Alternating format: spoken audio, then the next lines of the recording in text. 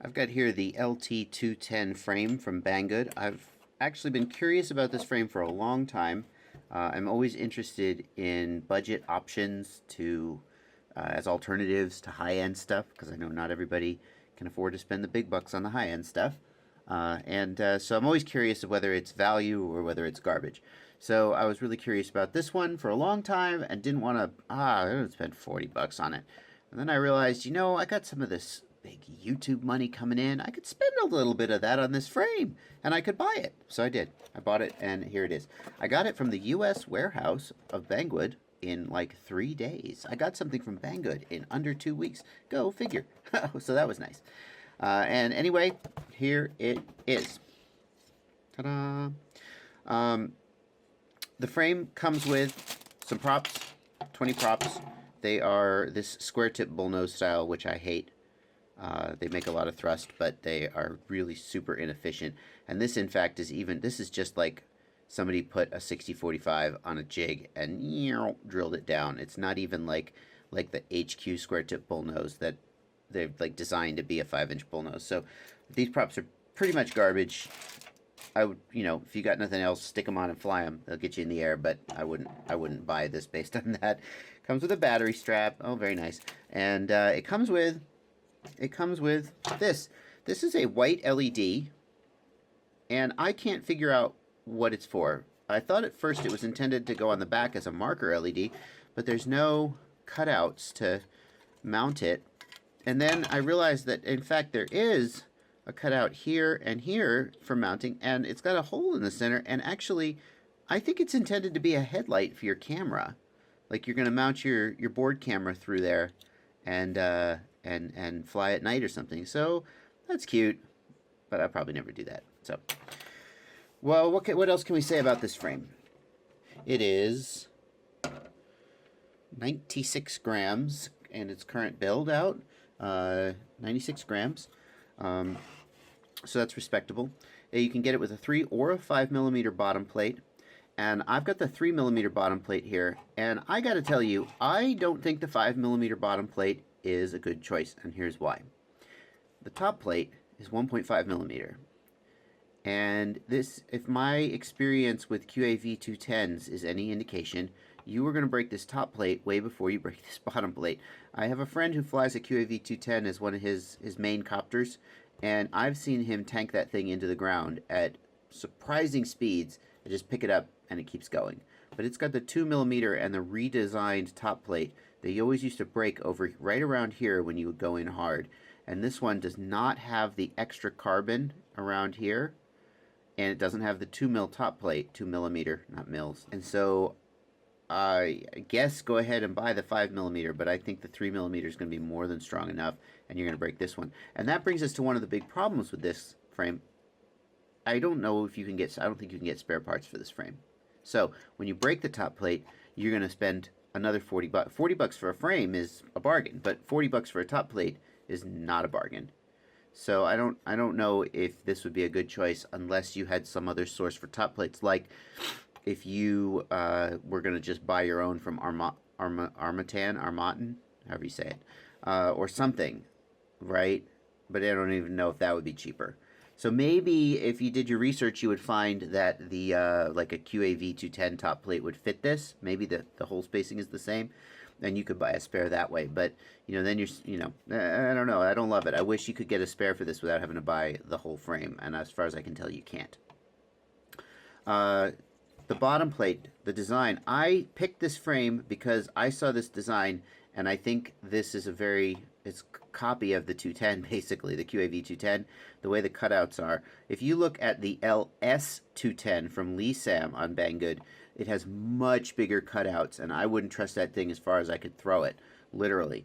The cutouts are so big, and there's not much carbon here, and I just feel like it would break in a heartbeat. Whereas this one has reasonable size cutouts to lighten it and give you some place to strap your gear, but at the same time it's got a good amount of carbon here. And again, I've seen a QAV210 with an almost identical top or bottom plate to this tank into the ground time after time after time and just keep going. So I love this bottom plate. I'm sorry that the top plate is only 1.5 millimeter and not 2 millimeter. I think the top plate is going to be the weak spot in this design. The other thing that I wish was different about this design is the side plates. There's no camera mounting holes here. That's like the smartest thing the QAV210 did, is come up with a simple and elegant way of mounting the HS1177 camera. And this doesn't have that. It's got these fancy schmancy arrow cutouts, these chevrons. Big deal. You go 5% faster with these things in there. No.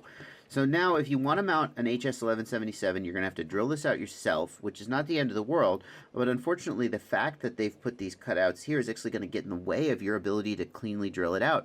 If you drill out in here, you're going to have all this, your drill bit's going to slip and go off center, and then if you try and drill it out somewhere else, you're going to have to find a spot, so that's unfortunate. You could, of course, use one of these handy-dandy mounting brackets, but then you're going to have to find a place to mount it, and you can see that this cutout here, which I'm not 100% sure what it's for, but okay, so there's a cutout there. That cutout there means that you can't move this bracket back very far if you're mounting to the top plate. The bracket will have to be here, right? And that's gonna, I like to brace against the top plate to get the camera inside the protected area and also to just give me consistent repeatable angle. And if I'm back to here, right, like so, I'm going to get a super sharp angle there. It's going to be really up tilted, and I may not want that much up tilt. If I'm going to mount on the bottom plate, there's this LT cutout here, which is again going to get in the way of my ability to drill a hole to put this exactly where I want it. So that's unfortunate. So this frame is about 40 bucks. It's not terrible, but I feel like there are enough downsides of it that you have better options for the price. So I just reviewed the FPV model X210, and granted it is a different style of frame. It doesn't have the single piece bottom plate. It has removable arms. It's probably a little heavier because of the hardware, I would guess.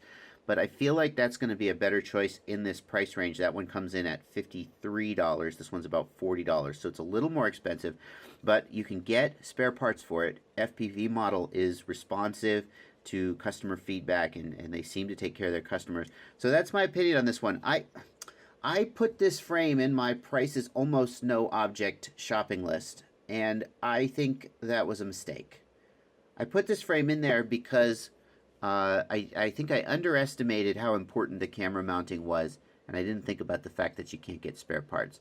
And you know, hey, we all make mistakes, and all we can do is admit them and learn from them. At the time, I don't think I really appreciated the value of some of the support you get from manufacturers on some of the higher end frames. That, like I said, the ability to get spare parts is a big one. And of course, customer feedback in order to improve the design as time goes on. There's no way that LT is, if they prove me wrong, then I'll be the first to apologize. But whoever LT is, they're not going to hear this review and go, oh yeah, we should change that side plate design. Whereas somebody like FPV Model, I'm not going to take credit for this, but a lot of people complained, including myself, about the lack of a VBAT pin on the F303. And then, what do you know? Shortly thereafter, V2 came out, and it had the things we were asking for. So there you go. That's my opinion of this frame. I don't think you should buy it. I think there are better ones out there, like, for example, the X210. Hey there, it's Joshua from the future again. I haven't changed my mind in all the time between the time when this video was made and the time when I inserted this voiceover. This frame I still don't think you should buy it.